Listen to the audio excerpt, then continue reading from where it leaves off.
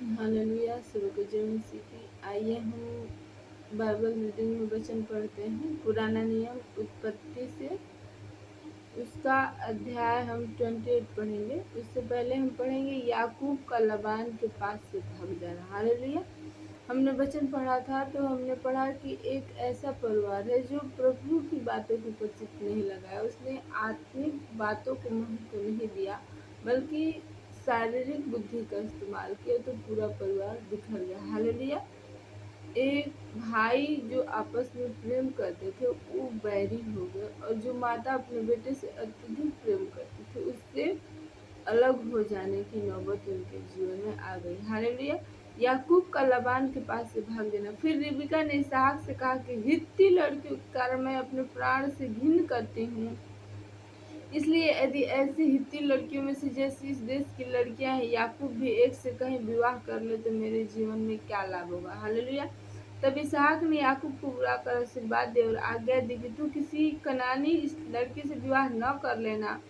पद्दनाम में अपने नाना बतूएल के घर जाकर वहां अपने मामा लाबान की एक बेटी से विवाह कर लेना। सर्वशक्तिमान ईश्वर तुझे आशीष दे और फलवंत करके बढ़ाए, और तू राज्य राज्य की मंडली का मूल हो। वह तुझे और तेरे वंश को भी अब्राहम की सारी आशीष दे कि तू यह देश जिसमें तू परदेशी होकर रहता है, जिसे परमेश्वर ने अब्राहम को दिया था, उसका अधिकारी हो जाए। और इसहाक ने याकूब को विदा किया और वह पद्दनाम को अरामी बतूएल के पुत्र लबान के पास चला गया, जो याकूब और एसाव की माता रिबका का भाई था। हालेलुया।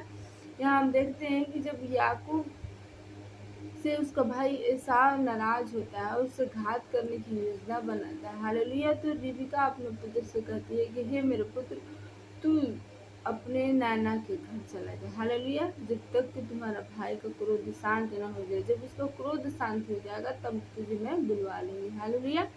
तो वो उसे कहते हैं कि तुम अपने मामा की एक पुत्री से विवाह कर लेना, क्योंकि ये जो हित्ती मोरी लड़कियां वो हमें पसंद नहीं, क्योंकि वो अन्य जाति की उपासना करती थी। हालेलुया। एसाव का एक और विवाह। जब इसहाक ने याकूब को आशीर्वाद देकर पद्दनाम भेज दिया कि वह वहीं से पत्नी लाए, और उसको आशीर्वाद देने के समय यह आज्ञा भी दी कि तू किसी कनानी लड़की से विवाह न कर लेना। और याकूब माता पिता की मानकर पद्दनाम को चल दिया। तब एसाव यह सब देख के कि और यह भी सोच के कि कनानी लड़कियां मेरे पिता इसहाक को बुरी लगती हैं, अब्राहम के पुत्र इस्माइल के पास गए और इस्माइल की बेटी मलहत को, जो नबायोत की बहन थी, ब्याह कर अपनी पत्नी में मिला लिया। हालेलुया। याकूब का स्वप्न देखना। याकूब बेतसेबा से निकलकर हारान की ओर चला, और उसने किसी स्थान में पहुंचकर रात वहीं बिताने का विचार किया, क्योंकि सूर्य अस्त हो गया था। इसलिए उसने उस स्थान के पत्थरों में से एक पत्थर ले अपना तकिया बनाकर रखा और उसी स्थान में सो गया। तब उसने स्वप्न में क्या देखा कि एक सीढ़ी पृथ्वी पर खड़ी और उसका सिरा स्वर्ग तक पहुंचता है, और परमेश्वर के दूत उस पर से चढ़ते उतरते हैं। हालेलुया। जब याकूब अपने नाना के घर जा रहा था, हालेलुया, तो रास्ते में वो एक जगह विश्राम करता है, तो उसे दर्शन दिखाई देता है कि एक सीढ़ी है जो स्वर्ग तक है, और उस पर परमेश्वर के स्वर्गदूत उतर और चढ़ रहा है। हालेलुया। और यहोवा उसके ऊपर खड़ा होकर कहता है कि मैं तेरे दादा अब्राहम का परमेश्वर और इसहाक का भी परमेश्वर हूँ। जिस भूमि पर तू लेटा है उसे मैं तुझको और तेरे वंश को दूंगा, और तेरा वंश भूमि की धूल के किनकों के समान बहुत होगा, और पश्चिम पूरब उत्तर दक्षिण ओर फैलता जाएगा, और तेरे वंश के द्वारा पृथ्वी के सारे कुल आशीष पाएंगे। और सुन, मैं तेरे संग रहूंगा, जहाँ कहीं तू जाए वहां तेरी रक्षा करूंगा, और तुझे इस देश में लौटा ले आऊंगा। मैं अपने कहे हुए को जब तक पूरा न कर लूं तब तक तुझको न छोड़ूंगा। तब याकूब जाग उठा और कहने लगा, निश्चय इस स्थान में यहोवा है, और इस बात को न जानता था। और भय खाकर उसने कहा कि यह स्थान क्या ही भयानक है, यह तो परमेश्वर के भवन को छोड़ कुछ नहीं हो सकता, वरन यह स्वर्ग का फाटक ही होगा।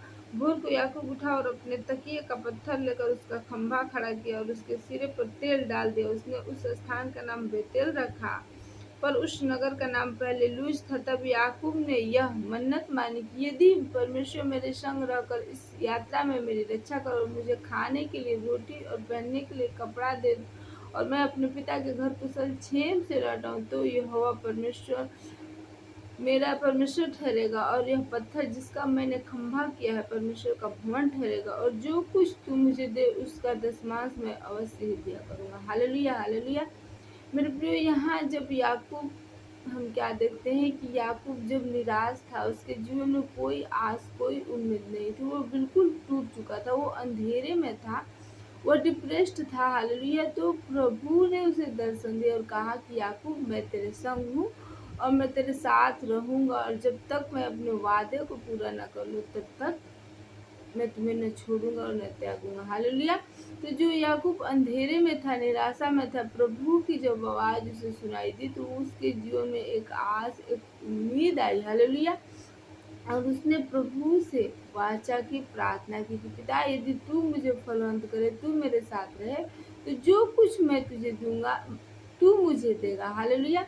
उसमें मैं अपना दसमांश तुझे दिया करूंगा। हालेलुया। मेरे प्रियो, हमारा जो परमेश्वर है वो हमें कभी भी छोड़ता नहीं, कभी भी त्यागता नहीं, यदि हम खराई के साथ रहें तो। हालेलुया। यदि उसकी योजना हमारे जीवन में हो तो। हालेलुया। याकूब ने तो गलत किया, याकूब ने तो छल किया, झूठ का सहारा, लेकिन प्रभु की योजना उसके ऊपर थी। हालेलुया। हमारा जो परमेश्वर है वो सच्चा परमेश्वर, अपने वादे का सच्चा परमेश्वर, वो झूठा नहीं। हालेलुया।